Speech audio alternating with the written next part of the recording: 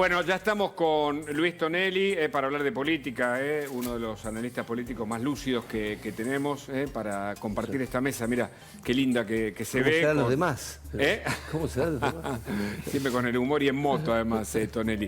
Y Agustín Echevarne para hablar de economía, tiene una mirada más política seguramente.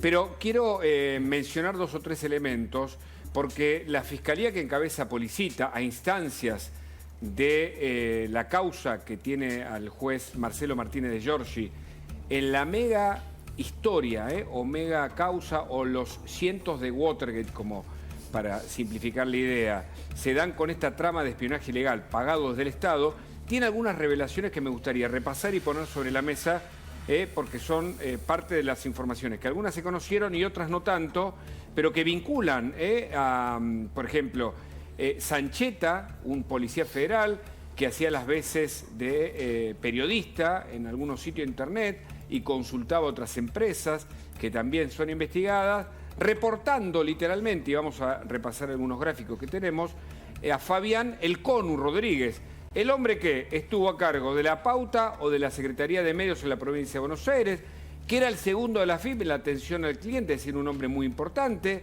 y que además, evidentemente a pedido de él, se hacían operaciones, esto es lo que investiga la justicia en términos del espionaje ilegal desde el Estado. Un escándalo realmente, porque allí también aparece Taijade, el diputado que además trabajó en la Agencia Federal de Inteligencia. ¿Qué tenemos, Fabián, para mostrar? Un informe para presentar el tema y hablamos de ese y de otros temas en las horas previas al debate de mañana y al balotaje. Mirá. Nunca más al Estado secreto. Nunca más a la oscuridad que quiebra la confianza. Nunca más a los sótanos de la democracia. Hay un ex policía de la Policía Federal, Ariel Sanqueta, que está vinculado a este espionaje sobre jueces de la Corte. Se sigue investigando esa línea. Sanqueta termina preso. Se descubre que este policía retirado, que formó parte de un grupo inorgánico de policías que prestaban servicios clandestinos a la entonces Secretaría de Inteligencia en la época de Kirchner. Este policía Sanqueta informaba sobre sus tareas de espionaje sobre jueces a dos personas muy relevantes.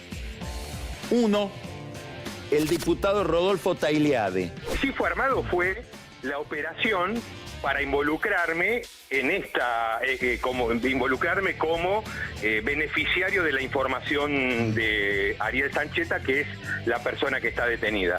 Y esta operación, digo que es una operación porque yo no tengo absolutamente nada que ver con Sancheta, no lo conozco, nunca lo vi en mi vida. Cerebro fundamental de toda la estrategia judicial de Cristina Kirchner, defensiva y ofensiva, respecto de la justicia. ¿Y quiénes son los jueces federales que tienen la causa de este tipo? Mirá, tiene uno, Casanello se la sacaron, la otra la tenía Torres, otra tenía Ercolini, ahora me están haciendo bien el listado, no me acuerdo exactamente, pero la estoy preparando toda. Hay que salir a apretar a los jueces. A los jueces, claro. Cerebro principal de la Comisión de Juicio Político y de las tareas del Congreso en su embestida contra la Corte. No tengo ninguna relación estrecha con él, nunca le pedí información, nunca le compré nada de información y lo único que hice fue recibir 3 o 4 mensajes de Telegram en donde él me pasaba información que la verdad nunca le di bolilla porque no eran temas que me interesaban. Quienes señalan que detrás de la matriz del kirchnerismo había dos ideas, ¿no? El de vamos por todo, por todos, quedarnos con todo, bueno, las causas de corrupción que ya sabemos tienen una investigación y un juicio en cada uno de los procesos, pero además la compra de voluntades, lo dijo el ex contador de los Kirchner, y la compra de voluntades o el manejo de las voluntades tal vez a partir de los carpetazos, los listados que aparecían de unos y de otros. Por ejemplo, uno de los protagonistas es Fabián El Conu Rodríguez. Vamos a ver parte del expediente que investiga el fiscal Gerardo Policito, un hombre muy serio que además instruyó la causa vialidad, en donde Cristina Fernández fue condenada, recordad, ¿no?, a 6 años por fraude en la administración pública. Mirá, en estos chats, esto es parte de un expediente judicial, en estos chats aparece la vinculación entre Sancheta y Fabián Conu Rodríguez. Es decir, la ligazón no solo para determinar que uno reportaba al otro, que trabajaban de manera mancomunada, aunque Fabián Conu Rodríguez lo niegue, pero además que el policía Sancheta recibía pagos de pauta por un medio que se había presentado formalmente y que recibía parte de la pauta que él administraba. Acá lo vemos, desde los fondos públicos, desde justamente el Estado, vemos esta conversación que se da en Telegram, ¿no? Es decir, ¿cómo es el country donde vive la nueva ministra de Desarrollo Social? ¿Necesitas una parte o armo algo?, le dice Sancheta para el portal. De esta tengo todo suma, dice Conu Rodríguez. Esto me vendría bien también para tener, dale, te mando toda la tira, es decir, los antecedentes, mañana lo tenés y armo nota tema country, por Dios. Bueno, Enclave es uno de los portales que recibió pauta oficial y por eso la vinculación con el pago del Estado que efectuaba Conu Rodríguez a este hombre, ex policía, donde dice, no lo puedo creer esa mina, ahí está, ahí es el final, yo tampoco, es una chetani, es decir, una cheta, nuestros militantes nos votan, tal cual. Bueno, habrá que ponerse el casco y el fal y salir a combatir, no podemos perder la provincia, ahí está, bueno, y mencionan, por supuesto, a distintas figuras de la política. Y una más, por ejemplo, Nafip, le dice Conu Rodríguez que había salido de manejar los medios públicos en la provincia de Buenos Aires y pasa a la FIP. Es decir, es alguien muy importante de la administración de este gobierno. Paralo con los temas en provincia, todo mi equipo quedó ahí. Es decir, le ofrece seguir reportándose, como bien le responde Sancheta, bien, me sigo reportando a vos, así que cualquier cosa me decís, sí, le dice Conu Rodríguez, sí, bien. Bueno, y ahí se demuestra en estas pruebas, y hay muchas más, el primer dictamen es de 38 páginas, que escribe el fiscal Policita, en donde además pide la detención, que no se la concede Marcelo Martínez de Giorgi, porque dice que Conu Rodríguez puede entorpecer la investigación o eventualmente alertar a los otros que están involucrados. Allí tenemos tres personajes que pertenecen de algún modo al gobierno, sobre todo los dos extremos, Fabián Conu Rodríguez y Rodolfo Taijade, que además va a jurar como nuevo diputado. Veremos si hay un pedido de inhabilidad moral y si funciona como tal. Y en el medio, por supuesto, Sancheta, un hombre de la policía que demuestra la punta del iceberg de algo que promete tener, además, muchas más responsabilidades hacia arriba. Algunos dicen, todo esto funcionaba por orden de Cristina Fernández y por orden de Máximo Kirchner. La primera pregunta es a Luis Tonelli. ¿Estos sótanos de la democracia eran parte de una matriz kirchnerista? Luis, ¿qué pensás a esta altura? Mira, lo que sucedió con inicialmente la CIDE y los otros organismos de inteligencia fue una degradación institucional. Lo que ha permitido una especie de libre mercado del espionaje. Más en épocas donde la tecnología permite que cualquier pibe se compre una cámara, ¿no es cierto?, grave, y esto después lo utilice como chantaje, ¿no es cierto? Claro. Vos fíjate que todas estas operaciones, en realidad, el agente Super 86 era más sofisticado, ¿no? Digo, Nos rimos por es una cuestión berreta, y eso también te habla, cuidado, de que hay impunidad, ¿no es cierto? Porque si no hubiera impunidad, uno se cuida. Claro. ¿No es cierto? Entonces, todas estas conversaciones que no son de la jerga de inteligencia, son de la jerga de unos muchachos que están diciendo, che, pinchalo acá, trae cosas, trae los recibos de qué sé yo. Vos fíjate que llegó a la idea de acusar a la Corte Suprema con un eventual juicio político, que no tenían los números, pero que fueron contra ellos, con elementos que le salen, digamos, por la culata porque son obtenidos ilegalmente, ¿no? Totalmente. Pero, digo, es un tema muy serio. Obviamente, en inteligencia siempre tenés el problema de cómo controlar a la gente muy importante, ¿no es cierto? Y muy poderosa, ¿no? ¿Quién custodia a los custodios? Claro. Los mecanismos no son completamente eficientes. Todos vemos películas en Netflix, ¿no? Lo que sucede. Lo que pasa es que esto es una barrabasada, ¿no? No son casos de interés. Yo creo que esto se hace un programa y no tiene cero rating, ¿no? Claro. Pero digo, hay cuestiones importantes. En la época de, por ejemplo, de Alfonsín, convivían diferentes familias. Y lo que se hacía era un sistema de, si querés, digamos, frenos y contrapesos. Sí. No era lo eficiente, pero Néstor Kirchner usó otro esquema, que fue darle todo el poder a un agente. Ajá. ¿No?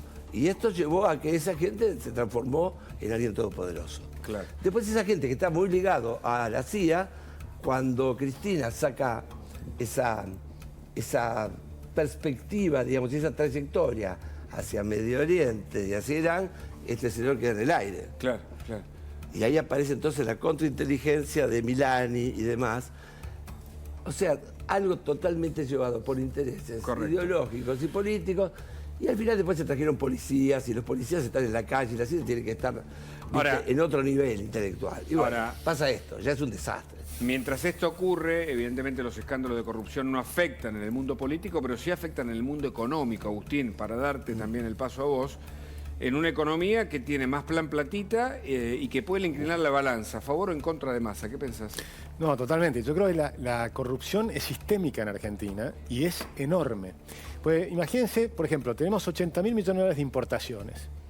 Hablás con los importadores y te dicen, hay un kiosco. Entonces te dicen, para que te habiliten las ciras, tácate el Diego, ¿no? Ahora después tenés que te habiliten los dólares. Hay otro kiosco, ¿no? El Banco Central. Tácate tanto. Todos lo sabemos. ¿Por qué no se investiga? Estás hablando de muchísimo dinero. Suponte que no sean todas las importaciones, que sea, por ejemplo, la mitad de las importaciones. 40.000 millones de dólares. El típico Diego, 4.000 millones de dólares. Por año. Por año. Durante décadas, ¿no? Cada vez que ponen un cepo cambiario. Todos sabemos que si no hay cepo cambiario, si hay importación libre, eso no ocurre. Ahora, cuando tenés cepo cambiario, estás armando el sistema para robar. Bueno, ahora, esto está bien, esto en materia de corrupción, pero yo te quería llevar a la economía cotidiana, en donde más obtuvo, no sé, 3 millones de votos aproximadamente entre las PASO y las de octubre, a favor de ejecutar lo que se llamó el Plan Platita.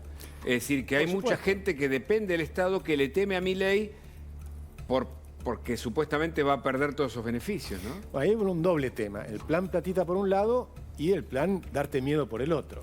Entonces tomar algunos ejemplos falsos, exagerarlos, distorsionarlos y decirte, por ejemplo, que van a eliminar la educación pública, lo cual es totalmente falso. Y sin embargo te lo hacen para asustarte. Te hacen cuentas de lo que te va a costar el colectivo, que también son falsas. Y te hacen cuentas para contarte todo este tipo de temas.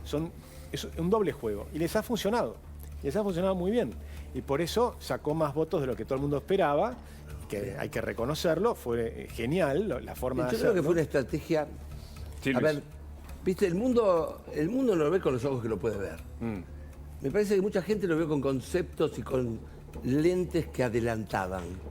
¿No es cierto? Hay ya un sector muy independiente, ¿no es cierto? Hay bronca con esta cantidad de inflación, el gobierno está perdido. Pero hay otras líneas que son muy, pero muy persistentes en la Argentina. Una, por ejemplo, se llama peronismo, ¿no? Donde después del Plan Platita, porque uno mira inflación, sí, pero la inflación tiene el controlador, ¿no es cierto? El controlador esto es plata. Sí. Y la inflación, hay que reconocer, es bajar los salarios. Claro. Y bajar los salarios reales, inclusive de los más pobres. Entonces es un doble juego, porque ahora, por un lado... vos decís eso, pero hay gente que dice, está bien, la inflación, le arranco esto al papel. El puntero me cobra, le arranco esto. El IVA me quedó esto. Claro. Y con los otros quizás no tengo esto. Exactamente, y ahí tenés el problema adicional, porque tenés un tema donde la gente tiene salarios tan bajos que no pueden imaginarse poder pagar el colectivo lo que vale. Bueno. Y pueden imaginarse pagar lo que vale cada una de sus facturas. Los que más afectan a la inflación son los que están votando al causante de la inflación, ¿cierto? Sí. Bueno. Está claro. ¿Me permiten sumar a Hernán Lombardi? Hernán Lombardi tiene una mirada además porque peleó para que se trasladase el feriado, finalmente no lo consiguió y él dice que esto puede beneficiar eventualmente a Massa. Las encuestas dice que están parejos. En el medio de los escándalos, por ejemplo, el de espionaje. ¿Qué tal, Hernán? Buenas noches. ¿Qué tal? Buenas noches, ¿cómo están? Lo estoy escuchando con atención. ¿Y cuál es tu mirada sobre lo que viene y lo que está pasando? A mí me parece que mienten en todo. Massa, perdón, mienten en todo. Fíjate lo que hicieron hoy con el fútbol.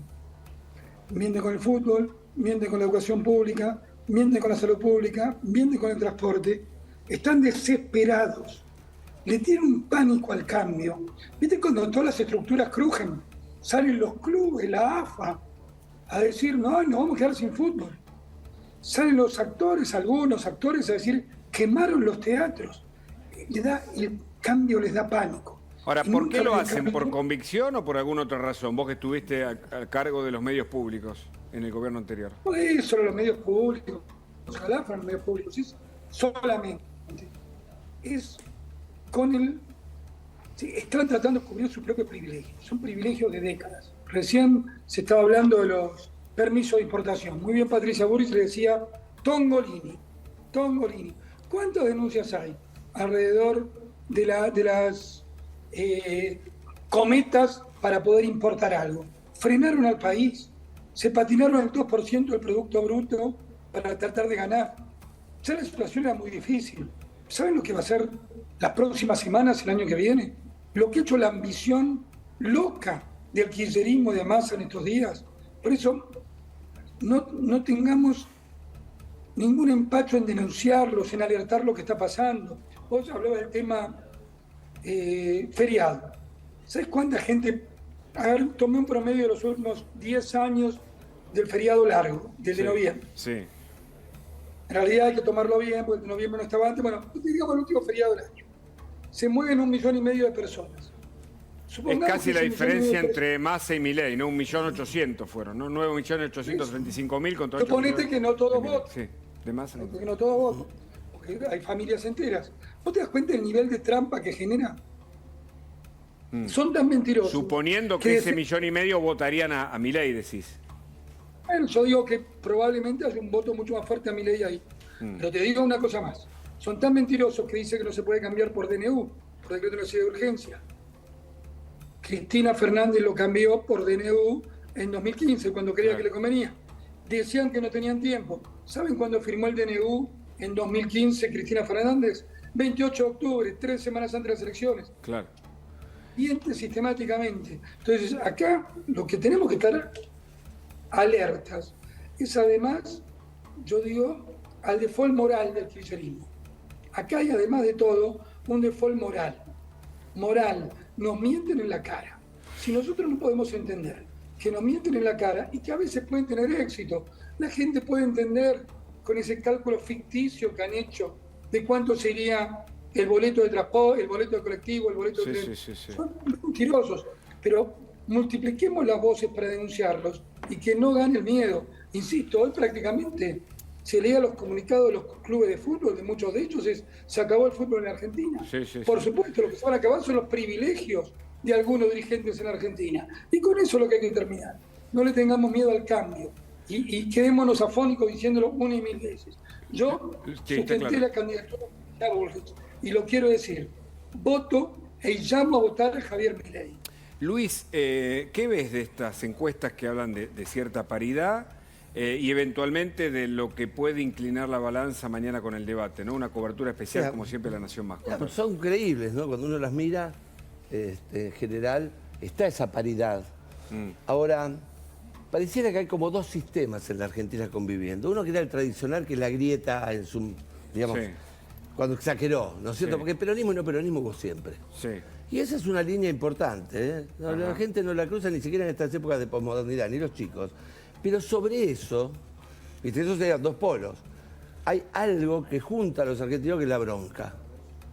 Entonces, cuando disminuye la identidad, aparece la bronca. Milei supo capturar eso. Fundamentalmente las PASO, ¿viste? Eso se expresó. Ese 30%, 29,9, ¿no? Después, vamos a decirlo para que lo entienda la audiencia, se empezó a gorilizar, empezó a disputar el espacio interno del no peronismo. Y naturalmente entonces, por acto reflejo, el peronismo se forma. Entonces no es nada exagerado ni raro ver la recuperación de Massa. Porque plan platita, y cuando uno mira ahora que viste que peseas todos los votos, que es algo maravilloso, ¿no? Antes eran todas anotaciones, viste, y mirar lo que salía, ahora es un botoncito, se te aparecen todos los mapas, y en los mapas claramente Milei disputaba voto peronista, y esto le hacía un ganador neto en la segunda vuelta. ¿Cómo juega el debate? Hoy ya no. ¿Cómo juega el debate mañana para vos? Yo creo que es un debate importante, porque la gente que lo va a ver es gente que es crítica en estas elecciones. Es la gente que está dudando, muchos radicales. O sea, muchos radicales están esperando que Milei le hable, no que los puteen. Claro. ¿Cierto? Porque necesitan de ellos, ¿no? O sea, Milei debería ser más moderado en el debate. A ver, no sé, muy moderado, pero tendría que segmentar el discurso. A ver, correcto. Tenemos un problema, tenemos dos estrategias, me parece, ¿no? Milei, la estrategia moderada para juntar el voto peronista. Sí. Porque es una quimera que vaya más allá. ¿Cuánto es el voto peronista? 48 puntos, 45 puntos, 47 puntos. Sí. Ahora, del otro lado, vos tenés Milei apostando a dos radicalizaciones. Una es una radicalización interna, ideológica, y la otra de la bronca. Está claro. ¿No? Permitime... El centro hoy guarda, el centro es embroncado, es un extremo centro. La última, Hernán, agradeciéndote el contacto. ¿Cómo pensás que juega el debate de mañana? Que hay expectativa y pocas horas por delante. Es muy importante, hay mucha gente mirando. Es un debate con una regla totalmente distinta a los debates anteriores, va a haber mucha interacción. Yo creo que tiene que haber esa combinación inteligente de serenidad y firmeza. Serenidad y firmeza. Yo creo que pese a lo que muchos creen, va a haber muy poco voto en blanco. La gente va a ir a votar. Porque yo lo he dicho y no tengo problema en decírtelo de nuevo. Acá se puede votar a Massa, se puede votar a Milei y es respetable que vote en blanco. Ahora, yo hacerme, y lo digo personalmente, o sea que habitualmente trato de expresarme con las mejores palabras que encuentro. Pero yo no me voy a hacer el boludo. Yo no quiero, bajo ningún punto de vista, la continuidad de Massa y el kirchnerismo. Y yo creo que una buena parte de ese voto, que recién describía Luis, que hay cosas que obviamente no le gustaron de Milei o que le tergiversaron a Milei. A mí tampoco hay cosas que no me gustaran. Si no hubiera estado directamente con Milei, yo estoy con Patricia Bullrich. Claro. Pero no quiero hacerme el boludo. No quiero. Podría ser, ¿sabes qué? Tranquilo, me voy a dormir a la noche y sigo ahí. No me gusta ni uno ni el otro. Ay, me voy a dormir.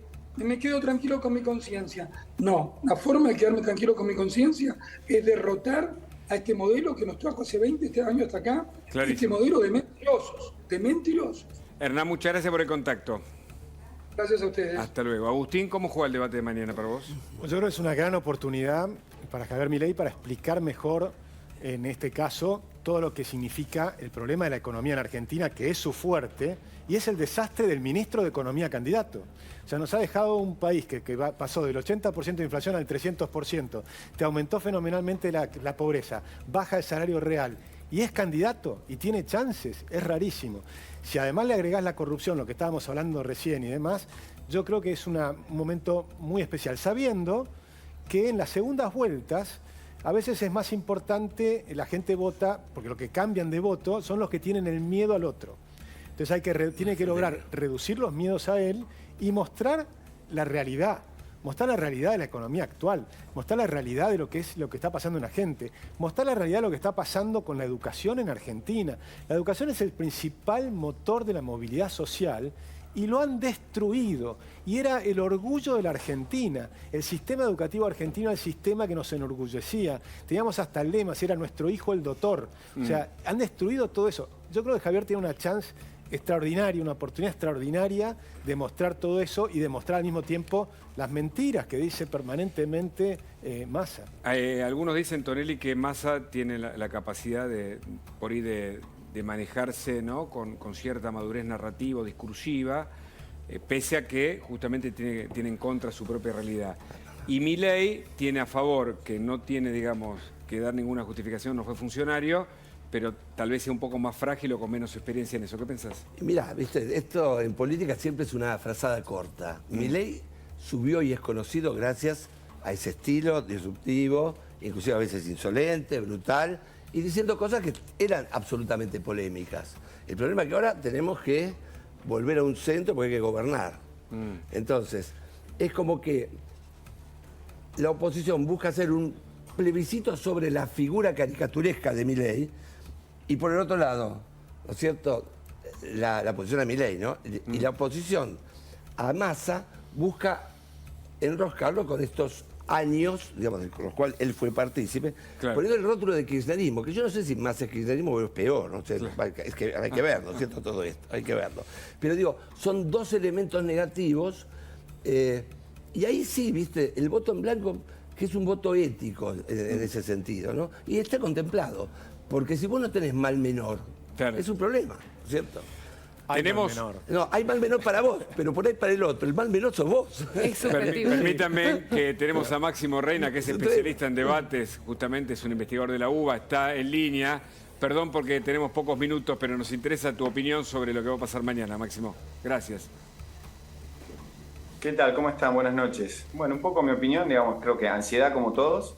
Estamos viendo, o mejor dicho, vamos a ver un debate mañana que esperemos que hayan servido los primeros dos para informar a los candidatos de qué es lo que se busca, digo, qué es lo que está buscando en la sociedad escuchar en el debate, ¿no? La sociedad básicamente quiere hoy menos chicanas, quiere menos golpe bajo. Si bien es eso lo que recuerda, ¿no? Un poco nuestras investigaciones demuestran que las chicanas, los golpes bajos, las frases prearmadas es lo que queda, pero en términos después de hacer entrevistas en profundidad y focus group con estos mismos participantes, con la gente que ve con nosotros los debates, lo que quieren son propuestas, quieren idas y vueltas.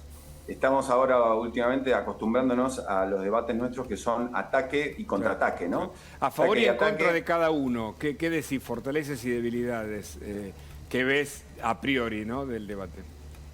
Para mañana me parece que la experiencia de Sergio Massa en términos de manejar el debate, manejar su discurso político, se ha visto que de manera, digamos, muy firme hasta el momento. Creo que no hay que igualmente pensar que Javier Milei, una persona que ha llegado hasta acá con mucho ida y vuelta a través de la Cámara, es decir, con habilidades también discursivas, no se puede tirar para abajo, pero definitivamente los últimos 45 días, 60 días se lo ha visto titubeante o se lo ha visto poco cómodo en ese contexto. Por lo tanto, las nuevas reglas o el nuevo formato que se estrena mañana parecería inicialmente jugarle en contra. Digo, ahí hay un interrogante, pero definitivamente hay un punto a favor para Massa.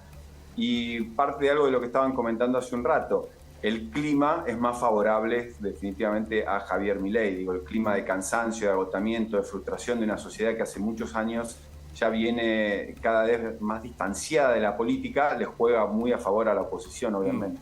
¿Y qué nos queda de lo que pasó recientemente en el debate televisivo de Rossi Villarroel? ¿Tomarán nota los candidatos pensando en que ahí le fue mejor, me parece, a la candidata de Milei o no? Creo que fue un debate en el que cada uno le habló a su público, ¿no? Fortalecieron su público o su base, y uno de alguna manera puede pensar de que el debate de mañana, en términos lógicos, va a ser abordado por los dos candidatos de manera bastante conservadora. Digo, si hubiera una gran diferencia entre uno y otro, o estuviéramos percibiendo que hay grandes diferencias entre uno y otro, podría uno salir a atacar o a de alguna forma jugarse el todo por el todo. Pero siendo esto no así, me parece que mañana se pierde más de lo que se gana en caso de arriesgar. Por lo tanto, yo esperaría, o esperamos, o creo que puede llegar a haber un debate más conservador. Sí. Sin embargo, hay que ver cómo se desenvuelve. También me parece que en ese sentido los primeros 30 minutos van a dejar claro a ver si los candidatos se animan a más o simplemente se mantienen a cuidar el arco en cero. Máximo, gracias por tu contacto. Gracias a ustedes. Hasta luego. Buenas noches. Hasta luego. Bueno, le quiero agradecer Luis Tonelli, Agustín, por esta visita, compañeros. Gastón, Alejandro, Julieta, gracias.